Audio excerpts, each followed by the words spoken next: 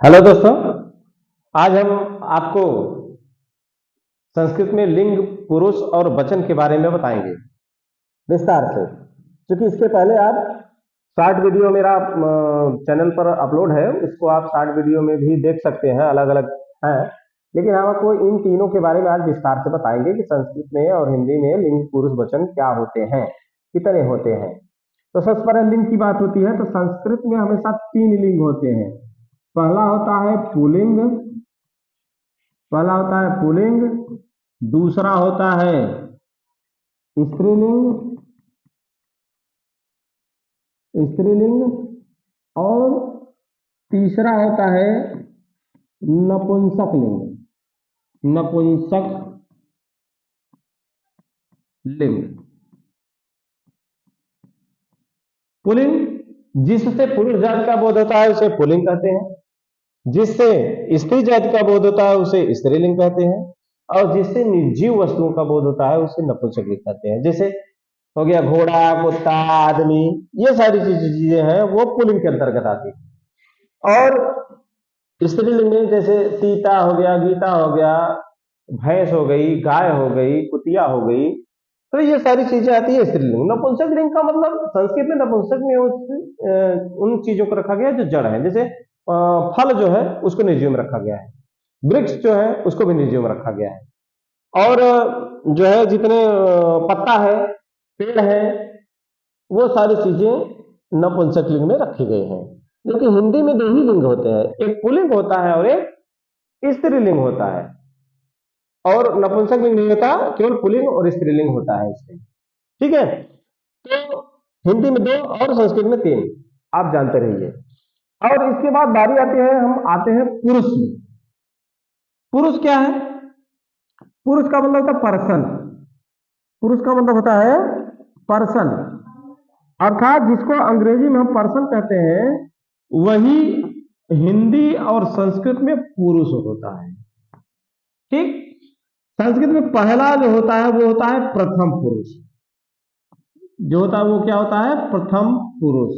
और ये जो प्रथम पुरुष होता है वो जब अंग्रेजी में आप जाएंगे तो ये थर्ड पर्सन हो जाएगा। जब अंग्रेजी में चलेंगे तो ये क्या हो जाएगा? थर्ड पर्सन हो जाएगा। प्रथम पुरुष, प्रथम पुरुष का मतलब हुआ वह, वे दोनों, वे दोनों या वे सब, ये जो वे वो प्रथम पुरुष के अंतर्गत आते हैं। ये किसी का नाम हो वो भी प्रथम पुरुष के अंतर्गत आता है। दूसरा होता है मध्यम पुरुष। मध्यम पुरुष,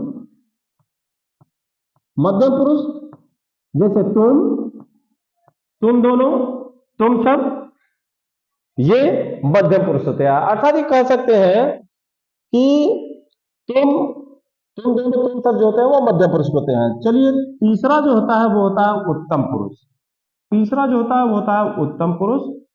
अब उत्तम पुरुष का ये मतलब होता है कि मैं, हम दोनों और हम सब। पुरुष को जानने का सबसे बढ़िया तरीका आपको बता दें कि जैसे हम कह दें कि मैं हूं उत्तम, तुम हो मध्यम, इसके बाद जितने भी बचते हैं वो सब प्रथम। मैं हूं उत्तम, तुम हो मध्यम, बाकी सब प्रथम पुरुष में चले जाते हैं। अर्थात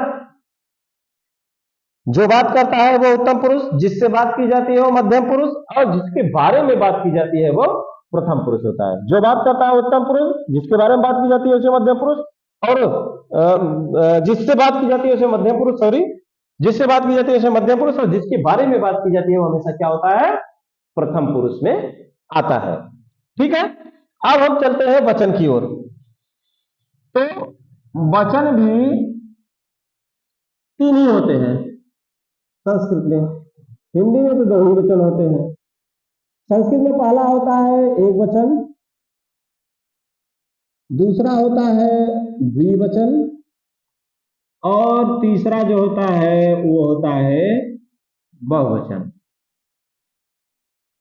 तो एक वचन का मतलब जिससे एक का बोध हो एक वचन, द्विवचन का मतलब जिससे दो का बोध हो उसे द्विवचन, और तीसरा बहुवचन जिससे दो से अधिक का बोध हो उसे बहुवचन कहते हैं। जबकि हिंदी में क्या होता है, एक रहा तो एक वचन, और एक से अधिक हो गया तो क्या हो जाता है, बहुवचन हो जाता है।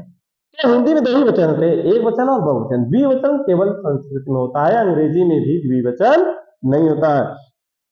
अंग्रेजी में भी होता है, पहला होता है सिंगुलर और दूसरा होता है प्लूरल, और हिंदी में भी होता है एक वचन और बहुवचन। एक रहा तो एक वचन, एक से अधिक हुआ बहुवचन। लेकिन संस्कृत में एक रहा तो एक वचन, दो हुआ तो द्विवचन, और दो से अधिक हुआ तब बहुवचन में आते हैं।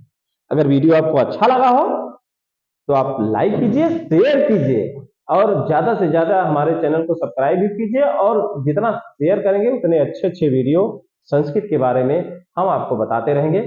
आज के लिए इतना ही, धन्यवाद।